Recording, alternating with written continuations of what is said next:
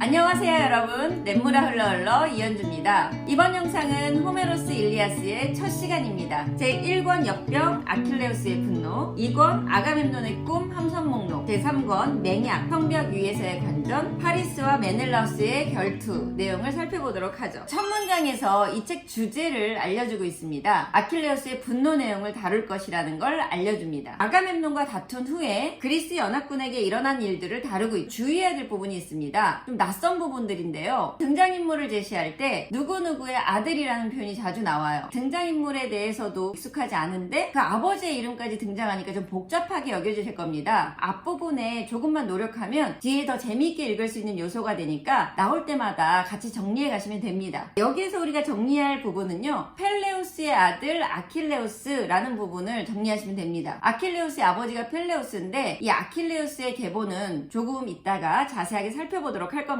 자, 또 하나 아트레우스의 아들이라고만 나오고 등장인물이 안 나타나죠. 이 사람은 아가멤논입니다. 아트레우스의 계보와 이야기는 조금 복잡합니다. 그 내용을 정리할 기회가 또 뒤에 있을 겁니다. 아트레우스의 아들은 아가멤논과 메넬라우스예요. 그리고 여기서는 아가멤논을 말하고 있고 이 아가멤논은 그리스 연합군을 모집한 총대장이다. 이 정도만 알고 읽어나가시면 되겠습니다. 또 하나 호메로스는요, 이 이야기 안에서 그리스인들을 그리스인이라고 부르지 않습니다. 다양한 명칭들을 사용하는데 그 중에 하나가 아카이오이족입니다. 나올 때마다 정리하시면 되니까 일단 그리스인을 뜻하는 말이 아카이오이족이다. 요거 하나 먼저 정리하시면 되겠습니다. 그리스 연합군에 지금 전염병이 돌고 있습니다. 원인을 알기 위해서 아킬레우스가 회의를 소집했어요. 여기에서 아킬레우스 아가멤논이 다투게 됩니다. 여러 신들 중에 누가 이 두 사람을 서로 싸우고 다투게 했던가? 레토와 제우스의 아들이었다. 그가 왕에게 노하여 진중에 무서운 역병을 보내니 백성들이 잇따라 쓰러진 것이다. 그 까닭은 아트레우스의 아들이 아폴론의 사제 크리세스를 모욕했기 때문이다. 아트레우스의 아들 아가멤논이라고 말씀드렸고요. 아가멤논이 아폴론의 사제 크리세스를 모욕했다라고 나옵니다. 이 이야기를 이해하기 위해서 그리스 연합군이 트로이까지 오게 된 경위를 좀 살펴보면 좋습니다. 긴 여정이기 때문에 물품이 모자랄 때마다 육지의 배를 정박하면서 물품을 조달하게 됐어요. 그 과정에서 약탈하면서 젊은 여성들도 전리품으로 가져오게 됩니다. 그때 아가멤논이 아폴론의 사제 크리세스의 딸을 데리고 오게 된 겁니다. 그런데 크리세스가 자기 딸의 몸값을 충분히 치를 테니 제발 데려가지 말라고 애원했거든요. 그런데 아가멤논이 거절했어요. 절망한 크리세스가 아폴론에게 기도를 했던 거죠. 제발 그리스인들에게 벌을 내려달라고 합니다. 그래서 아폴론이 그리스 영역에 전염병이 돌게 한 겁니다. 그것을 아킬레우스가 예언가에게 물어봐서 알게 되거든요. 그리스 문화 중에 공동체에 문제가 생기면 예언자나 사제에게 묻는 풍습이 있었습니다. 그래서 예언자 칼카스가 크리세스의 딸을 돌려보내라고 하는 이야기를 듣게 됩니다. 그런데 이때 아가멤논이 크리세스의 딸을 돌려보내겠지만 이것을 모욕으로 느끼고 아킬레우스의 전리품인 브리세스를 데려오겠다고 말해버립니다. 그런데 이것을 또 아킬레우스가 모욕으로 느끼게 되죠. 그때 아가멤논과 싸우려고 했지만 신인 아테나가 나타나서 아킬레우스를 제지시킵니다. 나는 그대의 분노를 가라앉히려고 하늘에서 내려왔노라. 그대가 내 말에 복종하겠다면 그대들 두 사람을 똑같이 마음속으로 사랑하고 염려해주시는 흰 팔의 여신 헤라가 보내셨노라. 그러니 자, 말다툼을 멈추고 팔을 빼지 말아라. 다만 앞으로 일어날 일에 대해 말로 그를 꾸짖어라. 내가 지금 그대에게 하는 말은 반드시 이루어질 것인즉 지금 이 모욕으로 말미암아 빼어난 선물들이 3배나 그대에게 더 돌아가게 되리라. 그러니 자제하고 우리에게 복종하라. 여기에서 우리가 주목해야 될 부분은 명예가 중요하게 여겨지고 있다는 겁니다. 그리스 시대에서는 각자 영웅들의 탁월함이 인정받는 것, 이 명예, 이것이 가장 중요한 덕목이었어요. 이것을 그리스어로 아레테라고 하거든요. 이 탁월함을 인정받는 방법은 공동체 구성원들의 동의였습니다. 그것 중에 하나가 전리품이거든요. 그런데 이것을 뺏어갔다는 것은 자신의 명예를 훼손했다는 뜻과 같습니다. 여기에서 또 한 명의 중요한 인물이 등장합니다. 바로 네스토르인데요. 네스토르는 노장군입니다. 이 노장군 네스토르는 이 두 사람의 싸움을 중재하게 됩니다. 그대 아무리 위대하기로 그에게서 여인을 빼앗지 마시오. 처음부터 아카이오족 아들들이 명예의 선물로 그에게 준 것이니 그대로 두시오. 그리고 그대 펠레우스의 아들이여, 그대는 힘으로 왕에게 맞서지 마시오. 아킬레우스와 아가멤논 양측에게 각자 참아야 될 부분들에 대해서 얘기하고 있죠. 하지만 아가멤논은 기어이 아킬레우스의 막사로 사람을 보내서 브리세스를 데려오고 맙니다. 이런 과정에서 역병은 해결이 됐어요. 오디세우스가 아폴론 사제 크리세스의 딸을 데려다 주자 사제가 아폴론에게 그리스 군대의 역병을 걷어주기를 기도하고 그리스 군대는 제사를 지내면서 역병이 사라지게 됩니다. 아킬레우스의 계보를 한번 살펴볼 필요가 있습니다. 여기에서부터 트로이 전쟁이 시작됐다고 말하고 있기 때문이죠. 아킬레우스의 어머니는 여신인 테티스고요. 아버지는 인간 왕인 펠레우스입니다. 이때 테티스에게 신탁이 하나 있었습니다. 테티스가 낳은 아이는 아버지를 능가할 것이라는 말이었죠. 그래서 이 신탁 때문에 제우스가 테티스를 좋아했지만 포기하게 돼요. 그리고 인간 펠레우스와 결혼하게 합니다. 이 결혼식에 많은 신과 영웅들이 초대받게 되는데 초대받지 못했던 불화의 여신 에리스가 황금 사과 하나를 던져두고 갑니다. 그런데 이 황금 사과에 가장 아름다운 여인에게라고 쓰여져 있었거든요. 이것을 갖기 위해서 헤라와 아테나와 아프로디테가 서로 다투게 돼요. 그런데 그 자리에 있던 다른 신들은 이 판결을 내는데 관여하고 싶어 하지 않아 합니다. 왜냐하면 선택하지 않은 다른 신들에게 보복을 당할 것을 알고 있었기 때문이죠. 이 세 명의 신은 다른 판결자를 찾아 나섭니다. 그가 바로 트로이 왕자 파리스예요. 그런데 이 파리스 역시 신탁을 하나 갖고 있었거든요. 트로이를 망하게 할 것이라는 신탁이었습니다. 그래서 파리스의 아버지였던 프리아모스와 어머니였던 헤카베가 파리스가 어렸을 때 버리게 됩니다. 그리고 이 세 여신이 선택했을 때는 목동으로 파리스가 살고 있었던 때였습니다. 파리스를 찾아가서 세 여신은 자신에게 이 황금 사과를 주었을 때 파리스에게 줄 수 있는 것들을 약속을 합니다. 헤라는 권력을 주겠다고 했고요. 아테나는 지혜를 주겠다고 하고 아프로디테는 자신만큼 아름다운 아내를 주겠다고 약속했어요. 그때 파리스는 아프로디테를 선택하죠. 여기까지 내용을 알았어야 되는 이유가 뭐냐면 뒤에 이야기를 읽을 때 신들이 그리스 연합군과 트로이 연합군으로 나눠서 지지하고 있는 모습을 볼 수 있게 되거든요. 그것을 더 잘 이해할 수 있는 배경이 되기 때문입니다. 파리스의 선택을 받았던 아프로디테는 트로이 연합군을 지원하게 되고요. 파리스의 선택을 받지 못한 헤라와 아테나는 그리스 연합군을 지원하게 됩니다. 또 하나 우리가 여기서 알아야 될 것이 있습니다. 아킬레우스가 이 전쟁에 참가하기 전에 어떤 것들 중에서 자신의 삶을 선택하게 됐는지를 알아두면 좋아요. 테티스가 이 전쟁에 나가게 될 아킬레우스에게 두 가지 선택의 기로가 있다고 말해줍니다. 하나는 전쟁에 나가지 않고 평범하지만 행복하고 오래 사는 삶이고 또 하나는 이 전쟁에 나가서 사람들에게 오래 기억할 만한 명예를 남기겠지만 짧은 삶을 살게 될 거라고 얘기해줬습니다. 그런데 아킬레우스는 짧지만 명예로운 삶을 살겠다고 하고 이 전쟁에 참가했던 거거든요. 그런데 그것을 아가멤논이 불가능하게 한 겁니다. 자신의 명예를 훼손한 거죠. 그렇기 때문에 아킬레우스는 이 전쟁을 계속할 수 없었던 겁니다. 그리고 아킬레우스가 자신의 명예를 회복하기 위해서 여신이었던 어머니에게 방법을 모색할 수 있도록 제우스에게 부탁해달라고 말하게 됩니다. 그리고 테티스는 아들의 명예를 회복하기 위해서 제우스를 만나서 탄원하게 됩니다. 그 내용이 2권 아가멤논의 꿈 함선 목록으로 이어집니다. 테티스의 탄원을 받은 제우스는 아킬레우스의 명예를 복원시켜주기 위해서 그리스 연합군을 공경에 빠뜨릴 일을 모색하게 됩니다. 아가멤논에게 거짓 꿈을 보내는 것이었습니다. 제우스는 어떻게 하면 아킬레우스의 명예를 높여주고 수많은 아카이오이족을 그들의 함선들 옆에서 도륙할 수 있을지 마음속으로 궁리하느라 단잠을 이룰 수가 없었다. 아무리 생각해보아도 아트레우스의 아들 아가멤논에게 거짓 꿈을 보내는 것이 역시 상책인 듯 했다. 그래서 그는 거짓 꿈을 향해 물 흐르듯 거침없이 말했다. 거짓 꿈아, 서둘러 아카이오이족의 날랜 함선들이 있는 곳으로 가거라. 아트레우스의 아들 아가멤논의 막사를 찾아가 내가 이르는 말을 한마디도 빠짐없이 그대로 전하라. 그에게 장발의 아카이오이족을 당장 무장시키라고 일러라. 이제야말로 트로이아인들의 길넓은 도시를 빼앗을 때가 되었다고. 자, 그래서 아가멤논은 꿈을 꾸고 그리스군 전체를 시험하게 됩니다. 이런 꿈을 꾸게 된 아가멤논 함선을 모으기 전에 군대들이 전쟁에 나갈 마음이 있는지를 먼저 시험합니다. 트로이를 도저히 이길 수 없으니 돌아가자고 먼저 말하죠. 이 얘기를 들은 그리스 군대들은 다들 돌아가려고 분주한데 아테나가 조언해준 오디세우스만 그리스 군대 사이를 돌면서 아가멤논이 지금 이 그리스인들을 시험하고 있다고 알려주게 됩니다. 이 과정을 거쳐서 함선을 모집하게 되는데 네스토르가 말하는 부분이 나옵니다. 가장 영광스러운 아트레우스의 아들이여, 인간들의 왕 아가멤논이여, 우리 이제 더는 여기서 이야기를 주고받지 말 것이며 친히 우리에게 맡긴 과업을 더는 미루지 맙시다. 그러니 자, 전령들에게 명해 청동 갑옷을 입은 아카이유족 백성들을 모두 함선들 앞에 소집케 하되 우리는 한시라도 빨리 치열한 전투를 불러일으킬 수 있도록 이렇게 하나로 뭉쳐 아카이유족의 넓은 진중을 두루 돌아다닙시다. 이런 여러가지 시험의 절차를 거쳐서 함선들을 모집하게 되죠. 뒤이어지는 긴 이권의 내용은 함선 목록들입니다. 이 부분은 어떻게 읽으시면 되냐면 단락별로 영웅들과 영웅들이 출발한 지역에 대한 정보가 제시되어 있습니다. 그래서 이름과 지역을 분류하시면 내용을 정리하시면 좋습니다. 그리스 연합군의 함선 목록이 끝나면 트로이 연합군이 소개됩니다. 각각에 등장하는 장군들과 지역에 대한 정보들 정리하시면서 읽으시면 됩니다. 조금 복잡하고 지루하게 느껴지실 수 있지만 여기에서 이름들에 익숙해지시면 뒤에 장군들의 이름들이 나올 때 좀 더 재미있게 읽어나가실 수 있으니까 잘 정리해 보시기 바랍니다. 자, 이렇게 양쪽 군사들이 대면하게 되고 3권 내용으로 이어집니다. 자, 3권의 맹약은요, 트로이 파리스의 제안으로 시작됩니다. 여기서 파리스는 알렉산드로스라고 하는 이름으로 소개가 됩니다. 아르고스인들 장수들 가운데 누구라도 자기와 1대1로 결투하자고 합니다. 자, 우리 앞에서도 말씀드렸다시피 호메로스는 그리스인들이라는 표현을 안 쓴다고 했죠. 그리고 그리스인들이라는 이름을 드러내기 위해 사용하는 여러 명칭이 있는데 또 하나가 소개가 됐어요. 아르고스인들입니다. 이것을 아카이유족과 더불어서 그리스인들을 칭하는 명칭이라고 기억하시면서 뒤를 읽어 나가시면 되겠습니다. 이 이야기를 듣고 헥토르가 그리스 군대를 향해 말하게 되죠. 트로이아인들과 훌륭한 정강이 바지를 댄 아카이유족이요, 그대들은 내게 귀를 기울여 그로 인해 이 시비가 벌어진 알렉산드로스의 말을 들으시오. 그가 말하기를 다른 트로이아인들과 아카이유족은 모두 그들의 훌륭한 무구들을 풍요한 대지 위에 내려놓고 그 한가운데서 그 자신과 아레스의 사랑을 받는 메넬라우스만이 헬레네와 그녀의 모든 보물을 걸고 싸우겠다고 하오. 그리고 두 사람 중에 누구든 이기고 우세한 사람이 당연히 모든 보물과 여인을 집으로 가져가게 하고 다른 사람들은 모두 의의와 굳은 맹약을 맺으라고 하오. 이것이 바로 맹약 내용입니다. 이들이 같이 대결하고 있는 장면을 트로이 성벽 위에서 관전하고 있는 사람들이 있습니다. 그 중에 대표적인 인물이 헥토르와 파리스의 아버지이자 트로이의 왕인 프리아모스와 그리고 이 트로이 전쟁의 핵심 당사자인 헬레네를 들 수 있겠습니다. 이때 프리아모스가 헬레네를 부르는 장면에서 하는 말을 통해서 그리스인들이 삶을 어떻게 이해하는지 알 수 있게 하는 구절이 나옵니다. 이리 오너라 아가, 내 앞에 앉아 내 전남편과 친척들과 친구들을 보려무나 내게는 잘못이 없다. 잘못은 아카이유족과 피눈물 나는 이 전쟁을 내게 보내준 신들에게 있다. 자신이 해석할 수 없는 운명적인 일들을 신들이 보내준 삶의 구성 요소로 생각하고 기꺼이 받아들이는 그런 자세를 볼 수 있게 합니다. 뒤이어지는 내용은 파리스와 메넬라우스의 결투 장면이에요. 이 장면을 보시다 보면 파리스와 메넬라우스가 각각 한 번씩 실패하고 메넬라우스가 다가가서 파리스의 투구 말총 장식을 끌고 오는 장면이 있는데 그때 아프로디테가 나서서 파리스의 턱 밑에 있는 투구 장식끈을 끊어버립니다. 그래서 메넬라우스는 이 투구만 끌고 가는 꼴이 된 거예요. 그리고 파리스를 안개로 휩싸여서 성벽 안으로 무사히 피신시킵니다. 그렇게 되면 파리스가 처음에 약속한 맹약을 어기게 된 거잖아요. 여기에서 사권 맹약의 위반 내용으로 이어지게 되는 겁니다. 여기까지 호메로스 일리아스 첫 시간 내용이었는데 알아야 될 게 상당히 많죠. 이 호메로스 작품 안에 알아야 될 그 주변 배경 지식을 충분히 설명하지 않습니다. 그리고 낯선 서사 구조 때문에 중간중간 좀 힘든 부분이 있습니다. 그 내용들을 저와 오늘 한 것처럼 정보들을 같이 정리하시면서 읽어나가시면 끝까지 읽어나가실 수 있을 겁니다. 오늘 여기까지 일리아스 첫째 시간이었습니다. 저는 냇물에 흘러 이현주였습니다.